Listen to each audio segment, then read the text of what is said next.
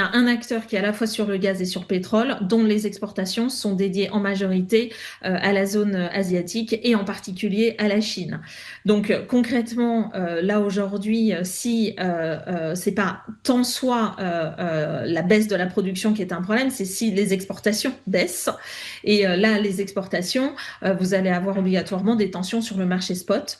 Habituellement, les hausses du prix du brut sont répercutées assez vite hein, sur le prix à la pompe. Attention, il pourrait y avoir un effet donc un peu bulle de prix à la hausse en raison des stress géopolitiques. On pensait l'avoir, hein, cette hausse de prix, avec ce qui s'est passé au Venezuela. Ça ne s'est pas du tout passé comme ça. Là, on n'est pas du tout dans le même cadre. L'Iran, la zone, plus l'importance pour la Chine, on devrait avoir une répercussion sur le prix du brut. Vous allez avoir un impact sur ce qu'on appelle la prime de risque, hein, mais ce qu'on appelle war risk, hein, donc la prime liée à la guerre. Vous allez avoir des primes liées au transport qui vont augmenter. Donc très très vite, vous allez avoir un prix qui va augmenter en raison de ces risques, en raison de ces primes de transport.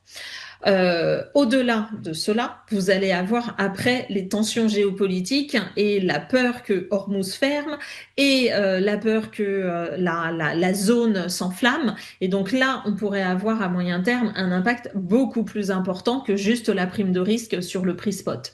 Après, on ne sait pas comment vont réagir les pays du Golfe, à savoir est-ce que l'OPEP pourrait jouer sur ces quotas pour essayer de limiter l'impact sur le prix. On a aussi quand même des stocks hein, de pétrole, la Chine, les États-Unis, donc ils peuvent très bien servir aussi de tampon pour un certain moment. Donc voilà, vous avez différentes réactions qui sont envisageables pour essayer de limiter l'impact sur les prix, mais clairement, il y a du court terme sur la prime de risque, du moyen terme, si Hormuz, on sent que ça va fermer, et après, si ça s'embrase au niveau de la région. Le détroit d'Ormuz, hein, ça serait le scénario catastrophe. C'est vraiment un point de passage fondamental hein, pour la zone. Donc en général, c'est 20% du commerce international de produits pétroliers, enfin de liquides pétroliers, devrais-je dire. C'est aussi 20% du commerce de gaz naturel. Et 80% du pétrole et du gaz qui passe par Hormuz est dédié au marché asiatique. Donc là, clairement, on aurait un gros problème, et surtout donc la zone asiatique, si le détroit d'Ormuz ne permettait plus la sortie et le commerce de pétrole et de gaz.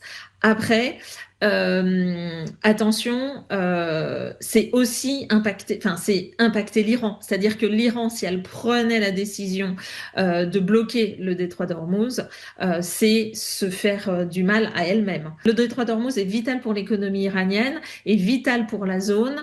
Et si on allait vers un embrasement dans la zone, effectivement, ça changerait la donne. Mais aujourd'hui, l'Iran a toujours essayé de limiter en laissant ouvert le détroit d'Ormuz.